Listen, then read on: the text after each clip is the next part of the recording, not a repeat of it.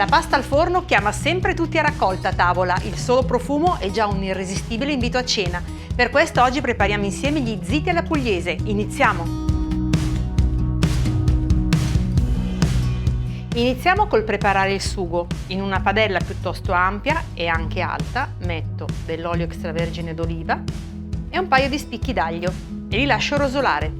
Mentre l'aglio sfrigola, io ho già tagliato la pelle della salsiccia, la elimino e sbriciolo la salsiccia all'interno della padella. Faccio rosolare per bene la salsiccia, elimino l'aglio e sfumo con il vino bianco. Lascio completamente evaporare. Ora che la salsiccia è asciutta, aggiungo una bella passata rustica, densa e profumata. Aggiungo anche dell'origano e il sale.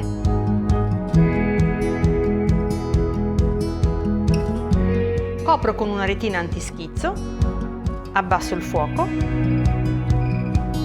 e lascio cuocere finché il sugo si addenserà e si insaporirà. Mentre il sugo cuoce, mi raccomando, ogni tanto diamogli un'occhiata e mescoliamo, in una ciotola prepariamo le polpettine. Metto della carne trita di manzo, un po' di pecorino grattugiato, un uovo, un po' di prezzemolo tritato, sale e pepe.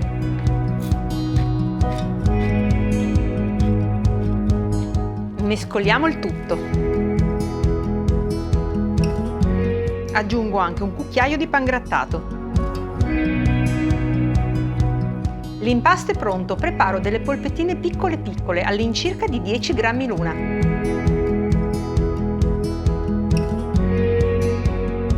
Cuociamo le nostre polpettine in una padella piuttosto capiente dal fondo piatto. Metto sempre dell'olio extravergine di oliva. Lo faccio scaldare e ci cuocio le polpettine.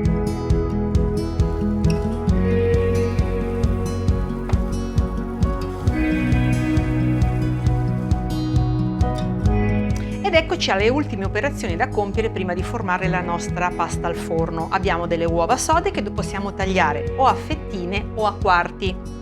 Possiamo aiutarci con questo attrezzo. In questo caso io le taglio a quarti, eccole qua.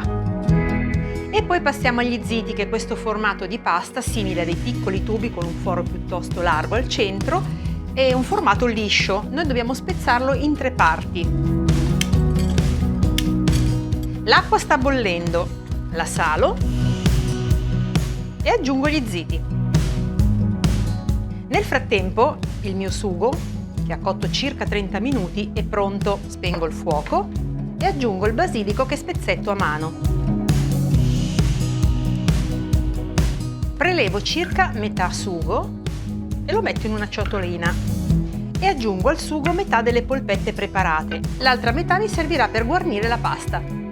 Gli ziti sono cotti e bene al dente, li scolo e li metto nel sugo.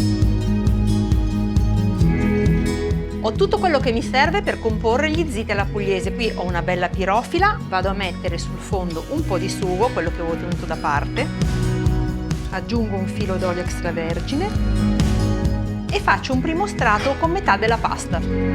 Aggiungo metà delle uova, metà pecorino e metà mozzarella e faccio un altro strato allo stesso modo.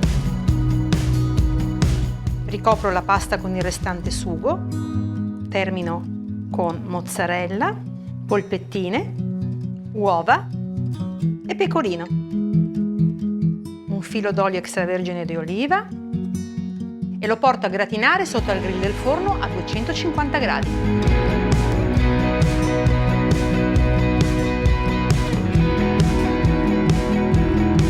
Ecco i miei ziti, buoni e appetitosi, appena sfornati. Ve lo confesso, alla pasta al forno non riesco proprio a resistere, perciò andiamo a tavola.